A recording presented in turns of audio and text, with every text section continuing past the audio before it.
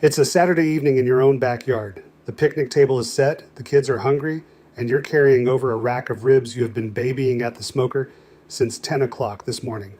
They look right. Deep mahogany color, a nice shine on the bark. Then your brother-in-law takes his first bite and you watch him tug on that rib like he's pulling a fence post out of dry ground. The meat will not let go of the bone. You gave those ribs 6 hours. You followed the chart off the internet to the minute. And somewhere between the pit and the plate, dinner turned into a chew toy. I have stood in that exact spot, holding a blue speckled enamel platter full of ribs that fought back. But here's what took me years at my own pit to figure out. Tough ribs almost never come from cooking too short or too long. They come from missing one specific thing that happens inside that meat right around 195 degrees. Stay with me to the end because I'm going to show you how to see that exact moment from the outside of the rack. No guesswork. And once you can see it, you will never serve a tough rib again. I'm Travis Kolbe, but everybody's called me Tiny since the 7th grade, and I've been growing into the joke ever since. I'm third generation Caldwell County, Texas, the county that holds Lockhart, the BBQ capital of the whole state. My grandpa ran Kolbe's meat market in our town and smoked meat out back the old German way. Salt, pepper, post oak, and patience. I've been feeding folks off my own pit for better than 30 years, church fundraisers, county cook-offs, ribbons, and disasters both. Now let's talk about why good people end up with tough ribs, because it sure isn't for lack of trying. Most of the trouble comes from cooking ribs by the clock. Somebody hands you a formula, 3 hours here, 2 hours there, 1 hour more, and you follow it like a recipe for a cake. But a rack of ribs is not a cake. It's muscle and connective tissue off a working animal, and no two racks are built the same. One rack is thick as a phone book, and the next one is lean as a fence rail, and the clock does not know the difference. Then there's the boiling crowd, bless their hearts, dropping ribs in a pot of water to tenderize them, which pours half the flavor down the kitchen drain before the smoke ever touches the meat. And the gadget catalogs will happily sell you a $400 fix for a problem that salt, pepper, wood, and patience solved 100 years ago behind my grandpa's counter. Here's the plain truth of the money too. A full rack of spare ribs at my grocery store runs about $20. Serve a tough one at a family cookout, and you didn't just lose $20, you lost the whole afternoon. And remember what I told you about 195? That moment inside the meat you can learn to see with your own eyes. We are going to get there because it's the part nobody in the grill aisle ever explains. First, let me tell you where today's whole method comes from. Now, everything I'm doing today comes straight out of a book I put together called the Texas BBQ Bible. 101 pit-tested secrets for perfect brisket, ribs, and smoke. It's 3 generations of Caldwell County meat market smoking, written out plain for the backyard cook, so you never ruin another cook as long as you live. And it doesn't matter one bit what pit you own. Offset, kettle, or pellet, the book covers your fire the same way I will today, from reading your smoke, to rescuing a cook that's going sideways, to feeding a whole crowd without going broke. It's $17 right now, marked down from $47. The way I figure it, one saved rack of ribs and one saved brisket, and that book has paid for itself twice over the very first weekend you use it. Now go ahead and grab your phone and open up your camera, the same one you use to take pictures. Point it at that square code on your screen and hold it steady for a second. A little link will pop up, give it a tap, and it will take you straight to the book. And if you are watching on your phone right now, the link is waiting for you right down below in the description. Take your time, there is no rush at all. I'll wait right here. All right, wash your hands, grab your tongs, and let's go pick out some ribs.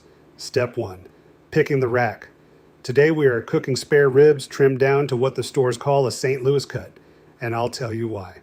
A St. Louis rack is flatter, meatier, and carries more fat than a baby back. And on a long smoke, fat is flavor and fat is forgiveness. Baby backs are fine eating, and everything I teach today works on them too. They just run leaner and finish about an hour sooner. At the meat case, you're looking for 3 things. You want even thickness from one end of the rack to the other, so it cooks even. You want good white marbling threaded through the meat, not one big slab of hard fat sitting on top. And you want full meat coverage over the bones, no shiners, which is what my grandpa called bare bone, showing through where a saw cut too close. Grandpa stood behind the counter at Kolbe's meat market for most of his life, and he could flip a rack over and read it the way other men read a newspaper. You don't need his 40 years. You need those 3 checks and about $20, and $20 of spare ribs feeds 4 hungry people with pride. That's the whole shopping trip. Step 2, the trim and the membrane. Set your rack bones side up on the cutting board. Stretched across the back of every rack is a thin, silvery skin called the membrane. Smoke will not pass through it. Rub will not stick to it. And it cooks up like packing tape. It has to come off. Here's how. Slide a butter knife under the membrane right at the second bone. Work it loose until you can fit a finger underneath. Now grab that flap with a dry paper towel because bare fingers slip right off it. Pull slow and steady across the whole rack. Most days it peels away in one satisfying sheet, and I'd put that feeling up against most things in this life.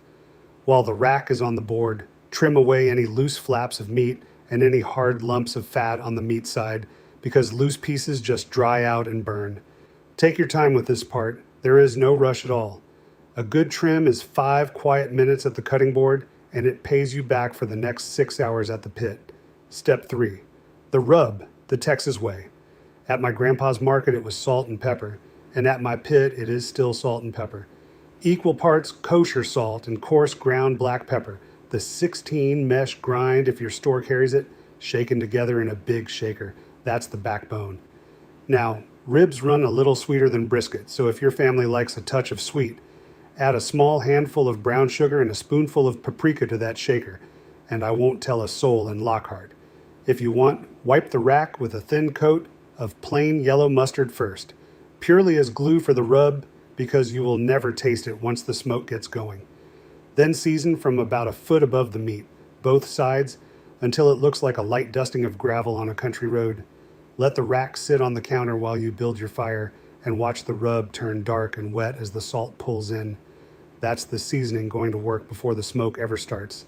Step 4, the fire, and this is where most rib troubles are born. We are cooking at 275 at the grate. Hear that number again, 275, measured right where the meat sits. Not up on the lid thermometer, because lid thermometers lie like a rug. On my offset barrel pit, that means a small, clean fire of post oak splits, and I want the smoke coming off the stack thin and almost blue, not white and billowing. White smoke means a smoldering, starving fire, and it paints bitterness all over good meat. On a kettle grill, lay your charcoal in a half moon around one side, light just one end, and let it burn across like a slow fuse, with the ribs sitting over the empty side and a chunk or two of oak dropped on the lit coals. On a pellet grill, set the dial to 275 and let the machine hold it steady, and don't let anybody tell you that ain't real smoking, because the fire's the fire. The ribs go on bone side down, and they stay bone side down the whole cook, because those bones are a built-in heat shield for the meat above them.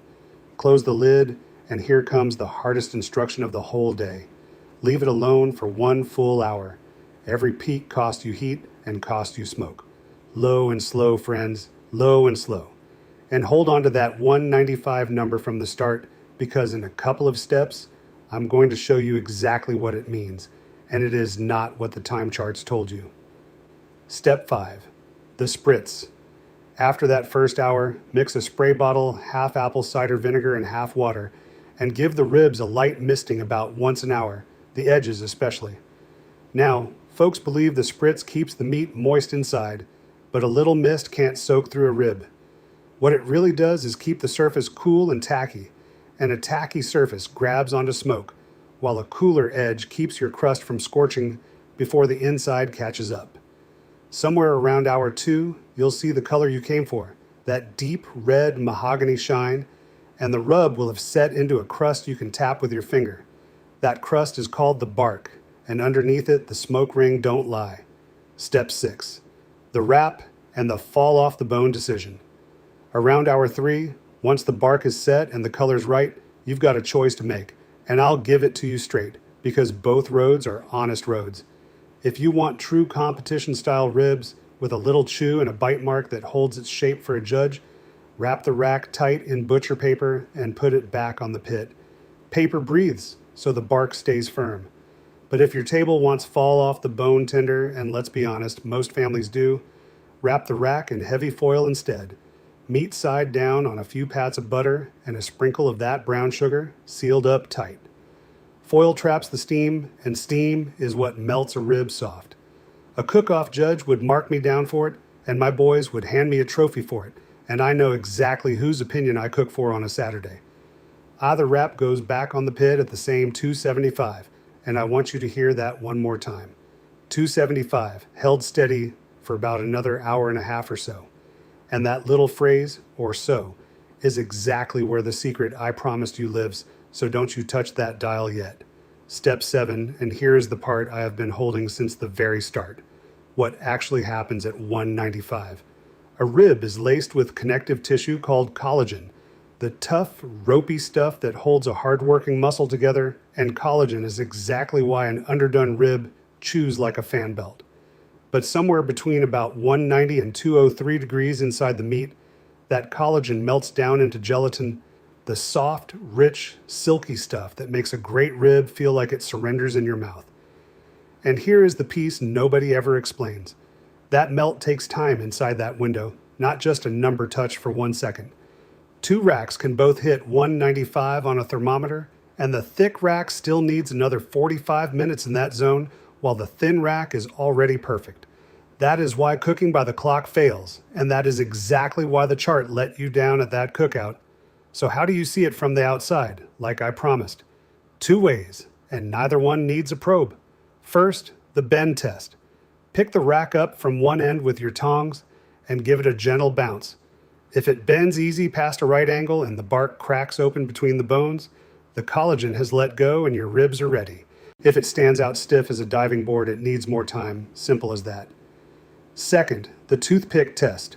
Slide a toothpick down between 2 bones, and done ribs feel like warm butter all the way through. And one thing while we're standing here, because your family's safety matters more than any tenderness talk. Pork is fully safe to eat at 145 degrees inside, 145. So everything we do past that number is purely about tender, never about safe. When your rack passes the bend test, pull it off, keep it wrapped, and rest it 15 minutes on the counter. 15 minutes, no peeking, so the juices settle back where they belong, which is just enough time to set the table and holler for Jolene and the boys. Then slice down between the bones and watch that smoke ring shine. And that right there, the bend test and the why behind it, is meat market knowledge my grandpa handed me for free. There are 101 pieces just like it in the Texas BBQ Bible, written out plain, brisket start to finish, ribs and pork shoulder the Central Texas way, reading your smoke, and rescuing cooks that go sideways. All of it on whatever pit you own. $17, down from $47, and one saved rack of ribs earns most of that back the first weekend. Never trust a skinny pit master, but you can trust the book. Now go ahead and grab your phone and open up your camera, the same one you use to take pictures. Point it at that square code on your screen and hold it steady for a second. A little link will pop up, give it a tap, and it will take you straight to the book. And if you are watching on your phone right now, the link is waiting for you right down below in the description. Take your time, there is no rush at all. I'll wait right here. So one more time, nice and quick. A good even rack, membrane off, salt and pepper. 275 at the grate, spritz once an hour. Wrap the way your family likes, and pull them when they bend, not when the clock says.